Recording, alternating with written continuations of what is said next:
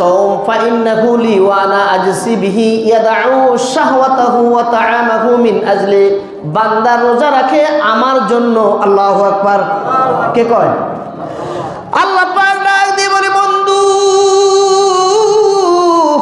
জগতের মানুষদেরকে জানিয়ে দিন, বান্দা আমি আল্লাহর খুশির জন্য রোজা রাখে, অতএব আমি আল্লাহ আমার নিজ হাতে তাকে পুরস্কার দিব। এরপরে বলা হচ্ছে লিসাইমি ফারহাতান, ফারহাতুন ইনদা ফিতরাতিহি ওয়া ফারহাতুন ইনদা লিকাই রাব্বিহি। রোজাদারের জন্য দুইটা পুরস্কার। বলেন কয়টা? এক নম্বরের পুরস্কার হলো লিসাইমি ফারহাতান, ফারহাতুন ইনদা ফিতরাতিহি, যখন সে ইফতারে নিয়ে বসে। আল্লাহু আকবার। সারাদিন রোজা রাখার পরে ইফতারে নিয়ে বসে কি বসে না? বিভিন্ন আইটেমের ইফতারে আসে না নাই? কম বেশি যারা যতটুকু সম্ভব, এক পিস খাজুর, এক গ্লাস পানি, একটু বুট মুড়ি আসে না নাই? পেঁয়াজু আলু সব, এটা তো আমাদের দেশের ট্রেডিশনাল। আল্লাহর নবী বলেন وقال رسول الله صلى الله عليه وسلم كل عمل ابن آدم يضاعف الحسنة بعشر أمثالها إلى 700 ضعف। আল্লাহর নবী বলেন পৃথিবীর সমস্ত বনি আদমের নেক আমলের সওয়াব মাহে রমজানের ইজ্জতে, মাহে রমজানের বরকতে আমার আল্লাহ প্রতিটি আমল তার একটা আমল 10 গুণ থেকে অন্য মাসে 10 গুণ, আর এই 10 গুণকে আমার আল্লাহ মাহে রমজানের ইজ্জতে এবং বরকতে 700 গুণ বৃদ্ধি করে দেয়। মাহে রমজানের ইজ্জতে অন্য মাসে একটা নেক আমল যদি আপনি করে থাকেন, তখন সেই নেক আমলের সওয়াবটা হলো 10 গুণ। কত গুণ? সবাই বলেন কয় গুণ? কিন্তু মাহে রমজানের খাতিরে অন্য মাসে আপনি আলহামদু শব্দ ব্যবহার করেছেন, যতগুলো হরফ আছে প্রত্যেকটা হরফের বিনিময় 10টা করে নেক পাইলেন। কিন্তু মাহে রমজানে আমার আল্লাহ পাক জানিয়ে দিলেন, বন্ধু রে বন্ধু, আপনি জগতের মানুষদেরকে জানিয়ে দেন অন্য মাসে 10 গুণ পাইল একটা নেক আমলের বিনিময়, আমি আল্লাহ এই মাসে একটা নেক আমলের বিনিময় তার 10কে 700 গুণ বৃদ্ধি করে দেই। এরপরে আল্লাহ পাক নিজেই বলেন قال الله تعالى إلا الصوم فإنه لي وأنا أجزي به يدعو شهوته وطعامه من أجلي। রোজাটা সম্পূর্ণ হলো আলাদা। আল্লাহু আকবার। নেক আমলের সওয়াব তার 10 গুণ বৃদ্ধি করা হয়, কিন্তু রোজাটা সম্পূর্ণ আলাদা। আল্লাহু আকবার। আল্লাহ গো রোজা আলাদা কেন? আল্লাহ পাক বলেন ইল্লা সাওম ফাইন্নাহু লি ওয়া আনা আজসি বিহি ইয়াদউ শাহওয়াতাহু ওয়া তাআমাহু মিন আজলি। আল্লাহর নবী বলেন, আল্লাহ পাক নিজে বলেন রোজাটা হলো সম্পূর্ণ আলাদা। তার কারণ কয় এই বান্দা আমি আল্লাহ পাকের খুশির জন্য, আমার সন্তুষ্টির জন্য সে রোজা পালন করে। তার শরীরের চাহিদা, তার যৌন চাহিদা, সব চাহিদা থেকে সে বঞ্চিত থাকে। অতএব বান্দা আমাকে এত বেশি ভালোবাসে, এত বেশি মহব্বত করে। আল্লাহ পাক বলেন আমার বান্দা আমার প্রতি তার ভালোবাসা আর মহব্বতের কারণে তার যৌন চাহিদা, তার মানে শারীরিক চাহিদা, সমস্ত চাহিদা থেকে সে বঞ্চিত থাকার কারণে সে রোজাটা পালন করে একমাত্র আমার সন্তুষ্ট। আর আমি আল্লাহ আমার বান্দাকে এই রোজার কারণে তার সওয়াবটা, তার ফলাফল আমার নিজ হাতে দান করব। বান্দা রোজা রাখে আমার জন্য। কার জন্য? এখন আপনারা যারা মসজিদে আসছেন, আপনারা কে রোজাদার আর কে রোজাদার না, এটা কি আমি বলতে পারবো? কথা বলেন, বলতে পারবো? আমি বলতে পারবো না, কারণ চেহারার দিকে তাকালে কি বলা যাবে না যে কে রোজা রাখলো কে রাখে নাই, নাকি বলা যায় না। রোজা যদি কেউ পালন করে তাহলে কার জন্য? আল্লাহর সন্তুষ্টির জন্য। আপনি রোজা রাখলেন, ভোর রাত্রে সেহারি খাইলেন, এরপরে আপনি বাজারে চলে গেলেন, এখনও নজরে পড়ে নাই, আপনার প্রায় 7 দোকান হোটেলের সামনে আপনার শট টাঙায় রাখে, কালো পর্দা দিয়া মানে দরজার সামনে ঝুলে রাখে, যেন ভিতরে কি হচ্ছে বাহিরের মানুষ যেন কেউ না দেখে। আছে না নেই? এখন শুরু হয়েছে কি না জানি না, শুরু হয়েছে কি হয় নাই জানি না, কারণ দোকানপাটের দিকে তেমন কোনো নজর পড়ে নাই। তবে হয়তো সামনে কি আপনারা হয়তো দেখছেন অথবা কি আছে। তো এখন এই দোকানের সামনে আপনি পর্দা ঝুলাইয়া আপনি ভিতরে চলে গেলেন, যাইয়া ভোর রাত্রে সেহারি খাইয়া আপনার বিবি বাচ্চা সবাই জানে আপনি রোজাদার, কিন্তু দোকানে যাইয়া মার্কেটে যাইয়া হোটেলের ভিতরে যাইয়া আপনি কিছু একটা খাইলেন, নাস্তা করলেন, খাওয়া দাওয়া করলেন, এটা দুনিয়ার কেউ জানে না। হয়তো যারা সেখানে আছে তারা জানে, পরিবারের সদস্যরা জানে না, এরকম আছে না নাই? কিন্তু আল্লাহ জানে কি জানে না। একবার পানির খুব পিপাসা লাগছে, আর কষ্ট তার কি হয়, সহ্য হয় না। বুড়া মানুষ এখন কি করব, বড় চিন্তার মধ্যে পড়লো, বুদ্ধি করছে আল্লাহ যা করে, গোসল তো করবো, পুকুরে যাইয়া। কোথায় যাই? পুকুরে যাইয়া গোসল করবো। গোসলের মধ্যে যাইয়া সেখানে মোটামুটি একটু ফানি কি একটু গিলি হলে কেউ তো আর দেখবে না, দুনিয়ার মানুষও দেখবে না, কেউ কি দেখবে না। গোসলের ডুব দিয়া পানি একটু গিললে কেউ দেখবো, কেউ বুঝবো? তো এই নিয়ত করে গোসল করতে যাইয়া হা করে যখন পানি একটু গিলতে গেছে, গলার ভিতরে ট্যাংরা মাছ ঢুকে গেছে। এখন না পারে মুখ বন্ধ করতো, না করে হা করে থাকতো। বিপদ আছে না নাই? এখন পুকুরের ভিতরে পানির ভিতরে ডুব দিয়ে পানি পান করলে সেটা দুনিয়ার কেউ দেখবে না, দেখবে কে? আল্লাহ দেখে কি দেখে না? বন্ধুরা আমার, বলতেছিলাম আল্লাহ পাক নিজে বলেন ইল্লা ফেয়াজু আল সব বেগুনি, এগুলো আমাদের দেশের জন্য কি এটা ট্রেডিশনাল ইফতারি। যদিও বিশ্বের মধ্যে হয়তো অনেক দেশে এটা কি নাই, যে দেশে যেটা চলছে। যাই হোক, আপনি খেজুর নিয়ে বসলেন, ফেয়াজু আল সব বেগুনি নিয়ে বসলেন, শরবত নিয়ে বসলেন, পানি নিয়ে বসলেন, যা কিছু আপনি নিয়ে বসছেন। এখন এই যে সময়টা, এই সময়টা আল্লাহ পাক বলেন ফেরেশতারে, ও ফেরেশতা, আমার বান্দা সারাদিন তো রোজা রাখলো, এখন কি করে? আল্লাহ ইফতারি নিয়ে বইছে। সুবহানাল্লাহ। তো আল্লাহ কি জানে না? আল্লাহ দেয় না? রোজার মাসে কি আল্লাহ আমেরিকা যায় ঘুমিয়ে রয়েছে?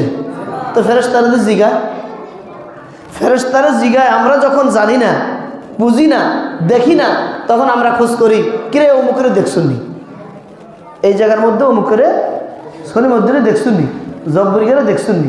আমরা দেখি না, তারা আমার প্রয়োজন, এই জন্য জিজ্ঞেস করি। মানে আল্লাহ কিনলে জিগায়, আল্লাহ কি দেখে না? কথা কয় না, দেখে না? কেন জিগা?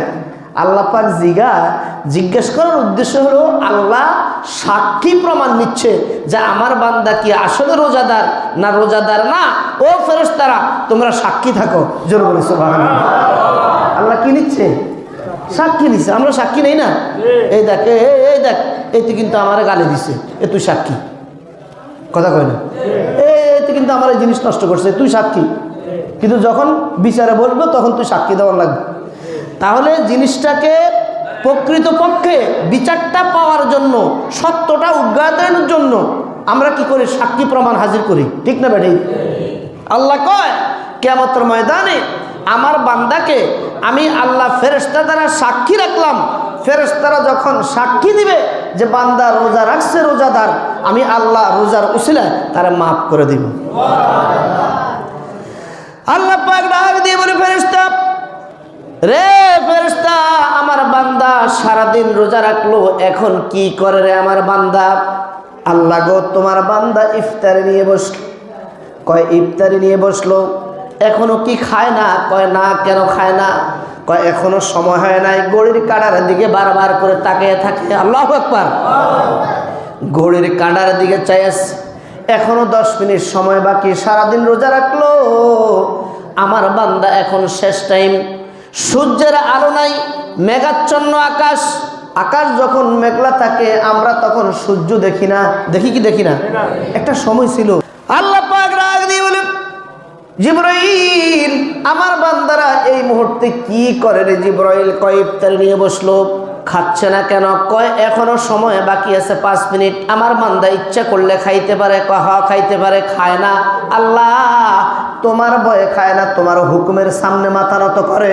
এখনো তোমার হুকুম হয় নাই, জাস্ট টাইম তোমার হুকুম যখন জারি হবে তখন ইফতারি করবে। আমার আল্লাহ কয় জিবরিল, রে জিবরিল, আমার যে বান্দা সারাদিন রোজা রাখার পরে কলিজাটা শুকাইয়া গেছে, জিহ্বার মধ্যে পানি নাই, একেবারে হৃদয়টা শুকিয়ে গেছে, কথা বলতে পারে না। কিছু মানুষ যারা কাজকর্ম করে তাদের অবস্থা এরকম হয় কি হয় না? মাঠ ময়দানে যারা কাজ করে, মাটির কাজ করে, কৃষি কাজ করে, গাড়ি চালায়, ঠেলা গাড়ি রিক্সা যারা চালায়, আছে না নাই? তারা বুঝে রোজাটা কত কষ্টের। আমার আল্লাহ কয় বান্দা রোজা রাখতে গিয়ে কলিজাটা শুকিয়ে গেছে, জিহ্বার মধ্যে পানি নাই, ইচ্ছা করলে এখনো তো সে 2 মিনিট আগে ইফতার করতে পারে। ও ফেরেশতা, কেন করছে না? আল্লাহ তোমার ভালোবাসা, তোমার হুকুমের সামনে মাথা নত করে এখনো বসে আছে। আল্লাহু আকবার। তোমার হুকুম যখন জারি হবে, তোমার হুকুম যখন হবে তখন কেবল ইফতার করবে, সেই জন্য বসে আছে। আমার আল্লাহ কয় সাক্ষ্য থাকো, ও ফেরেশতারা তোমরা সাক্ষ্য থাকো, আমার যে বান্দাগুলো আমাকে এত বেশি মহব্বত আর ভালোবাসে, আমার হুকুমের সামনে এখনো বসে আছে, আমার বান্দা ইফতারির প্রথম অংশটা খেজুর অথবা মিষ্টি দ্রব্য অথবা পানি যেটাই সে মুখে দিবে, কণ্ঠনালী ভেদ করার পূর্বে আমি আল্লাহ তাকে মাফ করে দেই। আমার জীবন সারাদিন রোজা রাখার পরে এখনো বসে আছে, ও ফেরেশতা তোমরা সাক্ষ্য থাকো, আমার বান্দা ইফতারিটা যখন মুখে নিবে, গলার ভিতরে প্রবেশ করার আগে আমার বান্দাগুলোকে আমি জান্নাতের ফয়সালা করে দেই। লিসাইমি ফারহাতান, আল্লাহ পাক আল্লাহর নবী বলেন রোজাদারের জন্য 2টা পুরস্কার, একটা হলো লিসাইমি ফারহাতান, ফারহাতুন ইনদা ফিতরাতিহি, প্রথম পুরস্কারটা হচ্ছে ইফতারের সময়, আর দ্বিতীয় পুরস্কার হলো আল্লাহর সাথে মোলাকাতের সময়। জোরে বলি সুবহানাল্লাহ। প্রথম পুরস্কার ইফতারের সময় আল্লাহ পাক 1 নম্বরে বান্দারে মাফ করে দেয়, 2 নম্বরে জান্নাতের ফয়সালা দিয়ে দেয়। জোরে বলি সুবহানাল্লাহ। এখন যারা ভোর রাত্রে ঘরের মধ্যে সেহারি খাইয়া এরপরে দোকান পাটে যাইয়া পর্দার ভিতরে ঢুকি চাটা বিস্কিট টিস্কিট একটু খায়, তাদের জন্য তো এই সুবিধা আছে নাকি? সুবিধা নাই? আহা, বান্দা রোজা রাখে কার জন্য? সারাদিন রোজা রাখার পরে মুখের মধ্যে একটু দুর্গন্ধ আসে না নাই? না সুঘ্রাণ। 2 ঘন্টা 4 ঘন্টা 6 ঘন্টা কিছু না খাওয়ার পরে যাদের পায়রিয়ার সমস্যা আছে তাদের মুখে এমনিতে দুর্গন্ধ হয় না? এখন রোজা রাখার কারণে সেই ভোর রাত্রে আপনি চেয়ারে খেলেন কমপক্ষে 4টা 4:30টার মধ্যে নাকি, এরপরে আপনি সন্ধ্যা ইফতার করবেন, এর মাঝখানে কিছু না খাওয়ার কারণে মুখে দুর্গন্ধ আসে না নাই? দুর্গন্ধ হয় কি হয় না? আল্লাহ জিগায় ফেরেশতা রে, আমার বান্দা সারাদিন রোজা রাখলো, আসরের নামাজের পরে যখন ইফতারে নিয়ে বসে, কয় ও ফেরেশতা আমার বান্দার মুখের থেকে দুর্ঘ্রাণ না সুঘ্রাণ, কি ঘ্রাণ বের হচ্ছে? আল্লাহ এত বেশি ঘ্রাণ অসহ্য করার মতো, সহ্য করা যায় না। আমার আল্লাহ পাক বলেন, নবীজি বলেন ওয়ালা খুলুফু ফামিস সাইমি আতয়াবু ইনদাল্লাহি মির রিহিল মিসকিন। আমার আল্লাহ কয়, নবীজি ডাক দিয়ে বলে, কয় বান্দা সারাদিন রোজা রাখার পরে রোজা রাখার কারণে তার মুখের যে দুর্ঘ্রাণ, মুখের মধ্যে যে খারাপ ঘ্রাণ, বেশ্রী যে ঘ্রাণটা, আল্লাহ কয় না না, এটা বেশ্রী ঘ্রাণ নয়, আমি আল্লাহর কাছে দুনিয়ার সমস্ত আতর গোলাপ সেন্টের থেকে আরো উত্তম সুঘ্রাণ। জোরে বলি সুবহানাল্লাহ।